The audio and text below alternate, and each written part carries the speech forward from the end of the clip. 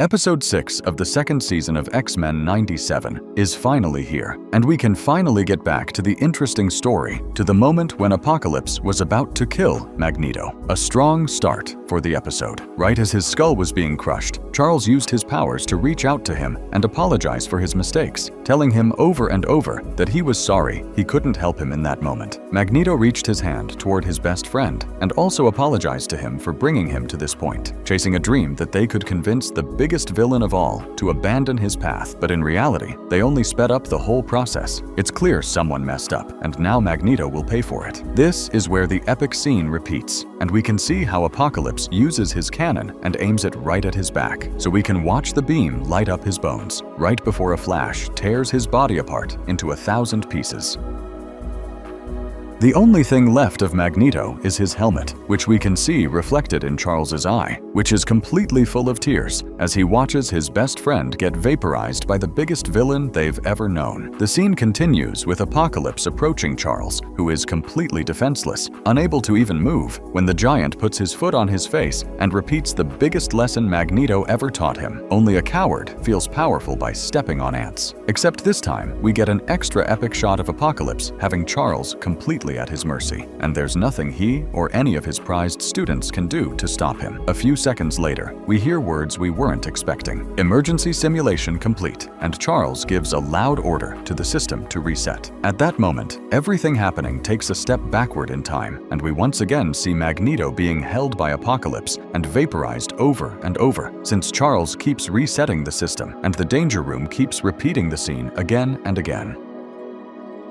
A few seconds later, we realize Charles is in the danger room, and this whole thing has been a way of finding out how many attempts it takes to change the outcome. But you can't change something that already happened, and what Charles is doing is torturing himself, replaying that scene over and over, looking for some way to give himself a bit of peace, knowing he couldn't do anything to change the result. Magneto is really dead, and all Charles is doing is torturing himself instead of helping his students reach their full potential. The world is still a dangerous place, and he can't change the past, at least not alone. We leave Charles for a moment and join Polaris, who's flying at high speed. A few seconds later, we find out her destination is to stop the plans of a cult called the Purifiers, who are right now at the docks, receiving a huge shipment of weapons.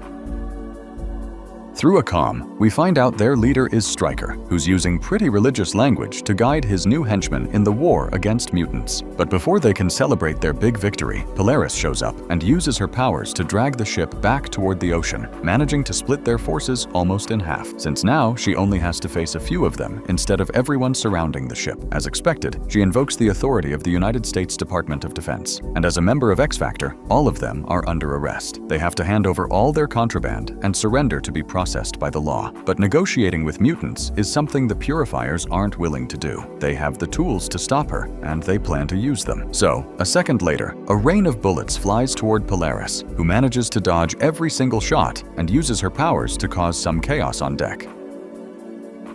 The problem starts when one of the containers explodes, and the blast throws her a good distance away, but she manages to recover and comes back to keep attacking the criminals who have pushed her over the edge. So she uses her powers to lift the entire ship into the air and then flips it so the containers fall into the ocean, along with all the Purifiers, causing far more destruction than necessary. Once Valerie realizes what she did, she calls her immediately to scold her and tell her that her stunt has cost the United States at least $10 million, and that she can't go around causing more destruction than the criminals. Valerie reminds her that even if they're criminals, they're still human lives, and that she's out of control. So under the authority she holds over her, she orders her to stop and return to base. But the Purifiers aren't done fighting. From the water, they start shooting at the ship, causing a massive explosion. At that moment, Polaris really loses her patience. She becomes completely furious,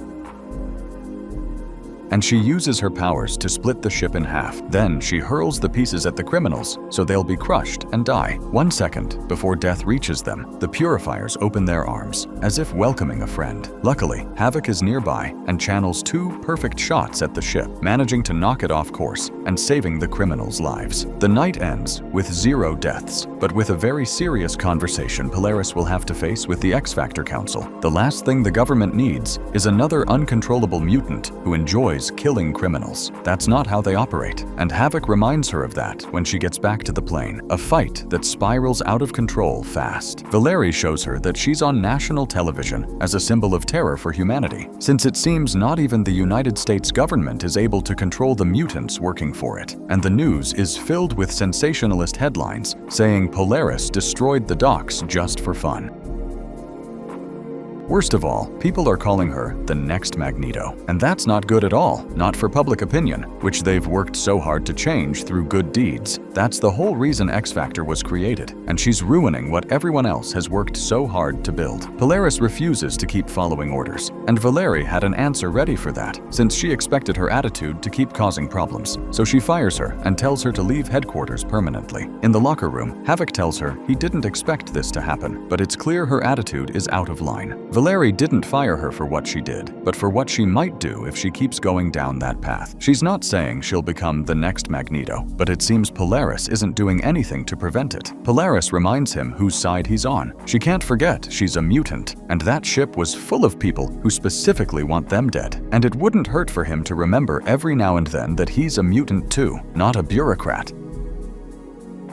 With Charles back, the Institute is being rebuilt, and the homeless mutants finally have somewhere to return to, and that's where Polaris is headed. That particular morning, they're welcoming a new batch of mutants who have been stripped of their homes and rejected by society. But Charles reminds them they're in the right place. Here, they'll learn to master their abilities and use them for a greater good. After introducing them to Storm, the new dean of students, something strange happens. The roof opens up and debris falls on top of them. At that moment, we can see Apocalypse's soldiers trying to grab the kids, but it turns out the whole speech is being given inside the danger room. So they'll learn that no place is entirely safe, and that how they react to these situations is what will keep them alive. Later that same day, Polaris finally arrives at the mansion, but the place seems completely empty. In fact, she walks through the hallways and rooms and doesn't find anyone, which is extremely strange.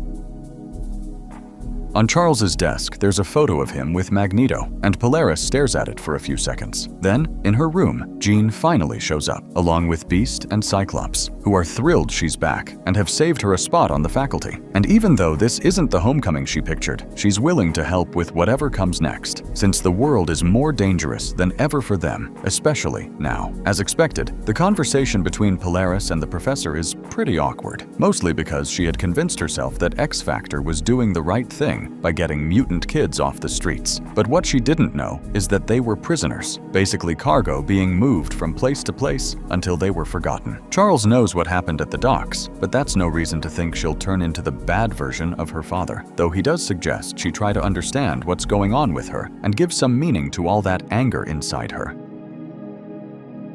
That afternoon, the team leaves to comb through the ruins of Genosha looking for answers, but Polaris stays home. It'll do her good to spend time with the kids and catch up on her new duties. That's where Storm comes in, telling her how happy she is that she's back home. Even Forge gives her a hug and tells her it didn't take getting fired for them to run into each other again. The bad news is there isn't much time to keep catching up, since something bad is happening in the danger room. When they arrive, they see a boy lying on the floor. Bishop is over him, trying to do CPR, but even though Storm helps out with a bit of electricity to wake the boy up, it doesn't work. A few seconds later, the boy's pulse stabilizes, and now they just have to wait for him to wake up. Still, it's time to ask questions, because nobody has any idea what happened, only the kids.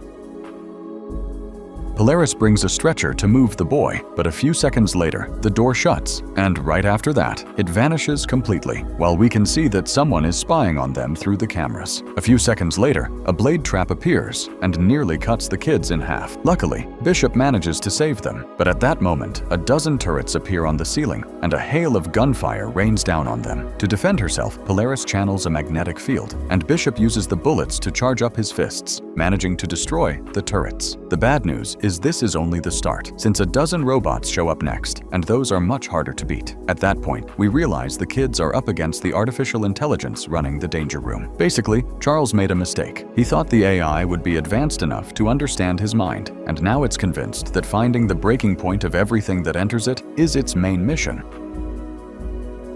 When Storm and Forge reach the front door to check what threat popped up in the system, it turns out they were tricked by the AI, and nothing at all is happening outside the mansion. They've simply been locked out of the house, with no way to get back to the danger room. The AI starts analyzing Bishop and scans his brain, managing to pull them into a point in the future where they find themselves on a very dangerous street he remembers, only now it's swarming with sentinels. Luckily for Bishop and the rest of the kids, Polaris is quite strong. She wasn't Charles's favorite for nothing, and the AI is forced to raise the difficulty level to see just how far she can push. The computer starts repeating over and over that only the strongest survive, hinting that maybe some of them, the weaker ones, won't make it out alive, since, as it has had to evolve, those are its new protocols now.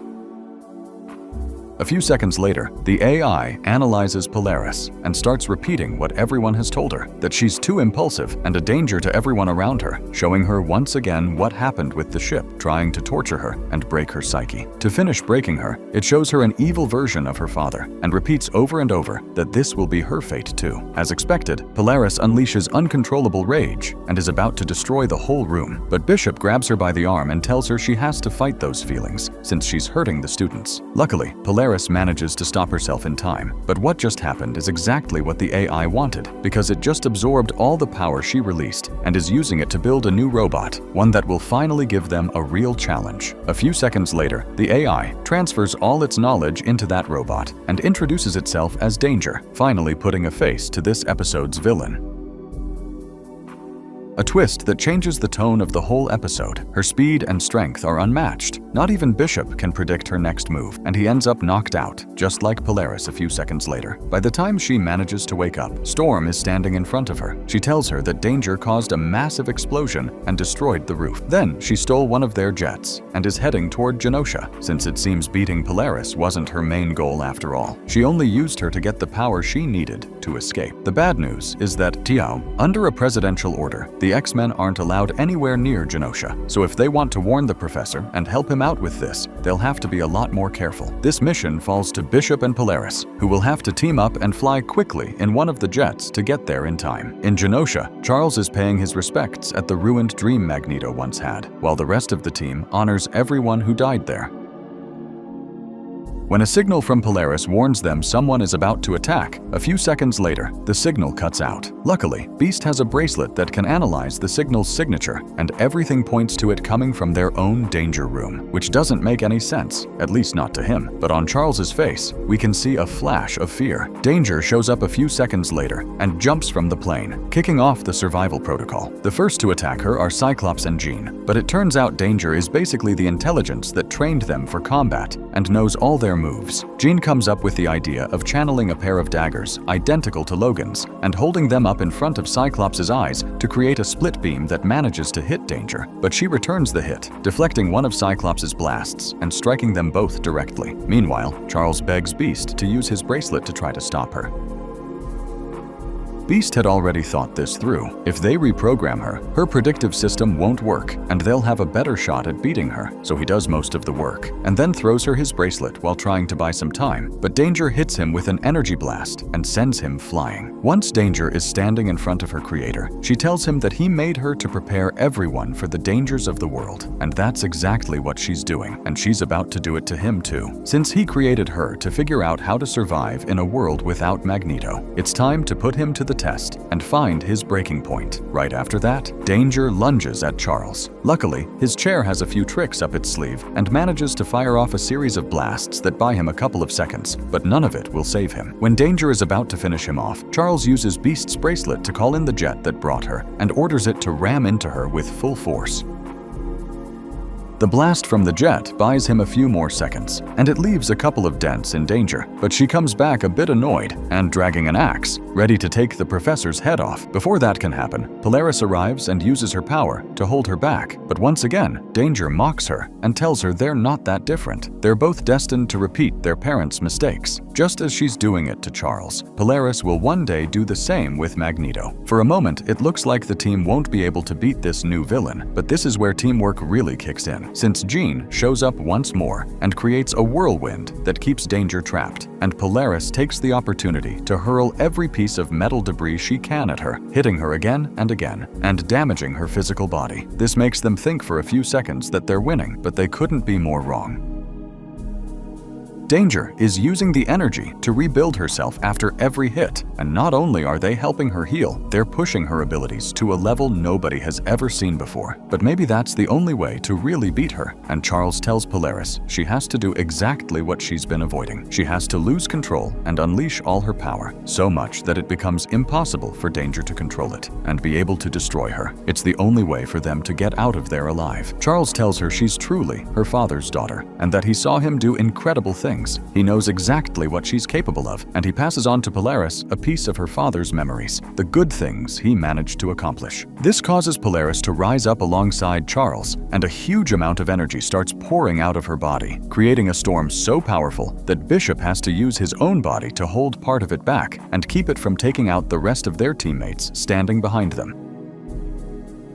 As this massive amount of energy channels directly into Danger, Charles helps Polaris keep control, with images of her father and the fate the two of them now share. The impact of the energy completely destroys Danger, who, right before shattering into 1,000 pieces, ends the survival protocol, declaring the mission a success, showing Charles his next step, which is that it's never too late to reinvent yourself, and now he needs to become Polaris's mentor so that she can become everything her father always tried to be. And his next move is to build a massive skyscraper amid the ruins of Genosha for a second attempt at what Magneto always wanted. And when the announcement is made to the press, he unveils his new vision for a world with mutants, a company called X-Corp that operates outside federal law. The episode ends with the X-Men Council sitting on the top floor of their new headquarters, listening to Valeri's speech, in which she warns him that he won't be allowed to play his game, and that the United States government won't let him do whatever he wants. A few seconds later, we see Charles telling his team that Danger was right and taught them a valuable lesson. The world is more dangerous now than before, and it's time for them to stop taking the hit and start preparing to give one back. In a final scene, we travel to Athens, to a secret lab built beneath ancient ruins, where we see Apocalypse playing God and using a machine to bring a test subject back to life. The machine runs at full power, and a few seconds later, a familiar pink-colored energy fills the whole place, and a series of cards appear everywhere, leaving us a hint about who this new villain serving Apocalypse will be. A scene that leaves plenty to think about and promises more story to come.